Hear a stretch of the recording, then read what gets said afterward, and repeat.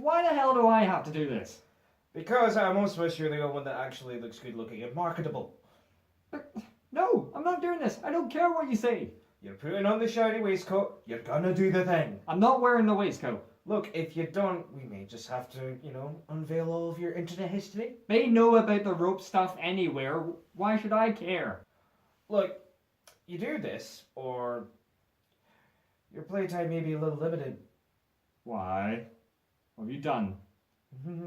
Let's just say your pride and joy is in my possession. You wouldn't. Oh, I would. Give it thing. Give me 5 minutes.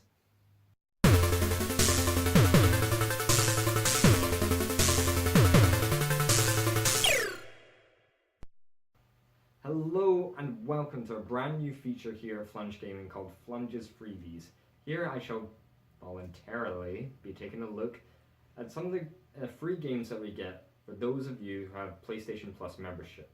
Now, first of all, we actually need PlayStation Plus membership, so let's sort that out.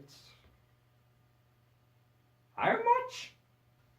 Okay, yes, this does seem a little bit steep for the casual gamer, but it does give you a chance to try out some new games that you haven't seen before for free, and everyone loves free stuff, am I right? Also, a new way for companies like Sony to push out new tech and hardware. For instance, they're offering brand new games for PlayStation VR, which hopefully I actually get to try some. Really good boy, Father Christmas will come down through my letterbox and give me a PlayStation VR. Hopefully with a receipt attached to it so I can send it back a week later. Now, like James at a Food Eating Challenge, we might be biting off a little bit more than we can chew here with our first game that we're ever going to be trying out for Flunges Freebies, Metal Gear Solid: The Phantom Pain.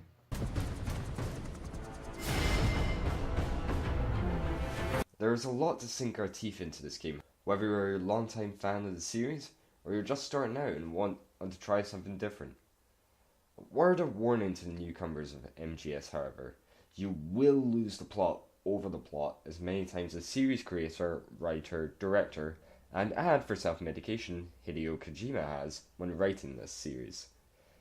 Now, the series follows a legendary soldier, his clones, their clones, betrayals from love interests / mother figures, grunting, growling about world philosophy and politics, weirdo villains and their even weirder dialogue, stupid button controls, cutscenes that make you fall asleep at boredom. Oh, and the name Snake! Snake, talk to me! Snake! Snake! Being yelled quite a lot. Does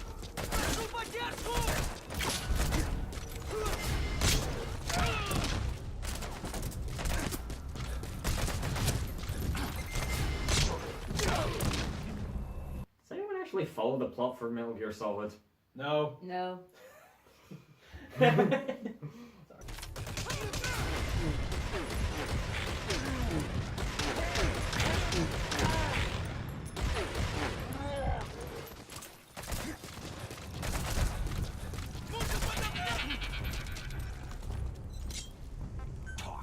Here's a good drinking game for you lot.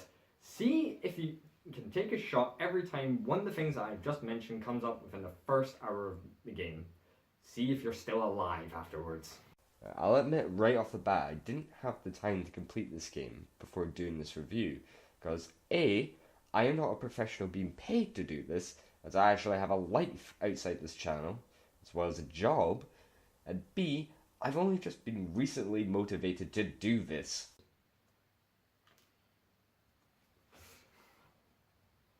Hate you, man.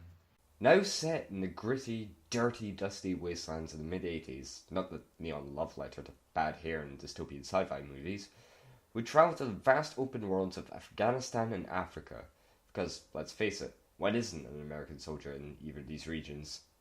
But wait, it's okay! You play as the leader of Diamond Dogs, a PMC with contracts in these war-torn regions, attempting to set things right for the people paying you.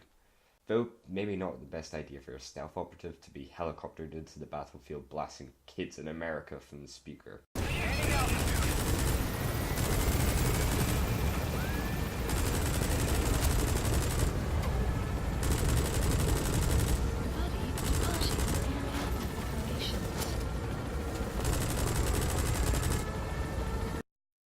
as you complete hostage rescues, sabotage missions, intel gathering, and assassinations to name just a few mission types. You earn money and resources depending on how you complete each mission, all in the pursuit to build your mother base, an army to take on the shadowy covert unit Cypher, the organization that tried to wipe you and your company out in Metal Gear Solid Ground Zeroes. For anyone with memories of the good old days of about 2 years ago, one of the biggest selling points for the game was the base building and management systems. In order to survive, you had to steal resources, weapons, and kidnap soldiers from the field in order to make your base bigger and better at stealing resources, weapons, and kidnapping soldiers. I've only just started expanding and connecting the platforms together, and already it looks like something BP would cream themselves just thinking about. Got to think of it, they would really get along the HR department of Diamond Dogs. It seems to be the only company, with the possible exception of WWE, for employees to choke their employees and not be sued. In fact, it seems to increase morale amongst the troops the more you beat them up. What also would boost BP employees' morale, as well as the morale of snipers and teenage boys anywhere, is a silent woman in a bikini and tights who is apparently really good at shooting. Kojima seems to have listened to the suggestion and run with it. Not even mentioning the dolls of her in Japan that come with squeezable boobs. I am not kidding. Seriously, she had Quiet, the sniper, she has her own doll with squeezable boobs. What? I know. Allow me to phrase They it. added jiggle physics to a mannequin. No, it's not a mannequin. It's like It's a squeezable. it's like a 16-inch doll. Or a 16-inch doll. Yeah, And it's got Squeezable boobies. squeezable boobs yeah, on a 16-inch doll. yeah. It's also she's also in a bikini and combat gear. Japan. Yep. Sums up. Sums up. Sums up. Welcome to Japan. This is the game the series has been promising us for years. Ever since Metal Gear Solid 3, where you had to survive by mending your broken bones and devouring all the snakes and frogs to the point that all the different species are placed on an endangered species list. Sadly, this is not here, as you have to save them in order to earn money as well. I feel like they could have incorporated that while we're hiding in the bushes of Africa for the 4th day in a row and haven't eaten anything. Though I guess we, the players, are just meant to eat the lovingly rendered graphics of the trees, people, sandstorms, hills, and mounds of quiet. So we can just wander around the map if we just want to sightsee and avoid guards, but as long as we complete the missions, then it's okay. The whole freedom to complete missions whatever way you wish is simply an illusion to me. It's like telling me that Felicia Day is waiting for me outside my house, only to find it's just some angry Ginge with an even angrier attack dog, wanting me as his chew toy. Sure, it can be fun to shoot at enemies with the scotillion guns, missiles, rocket fist, or murder dog, but why on earth should I be penalised for using any of the stuff that I've just mentioned?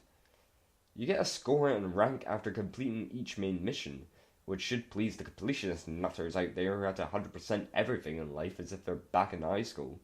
Weirdos. But when you kill an enemy soldier with bullets, extreme fist bumping, or tactical carpet bombings, you lose any hope of getting the points for no kills or complete stealth.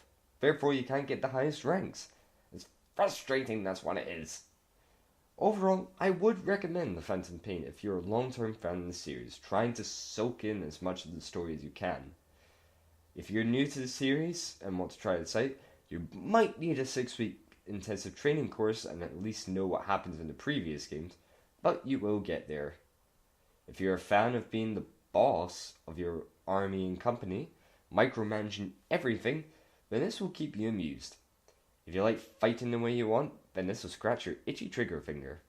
But be warned, as its greatest strengths can also be its greatest weaknesses as well. Now, if you lot don't mind, I am now on a mission to rescue my PS4. Bye.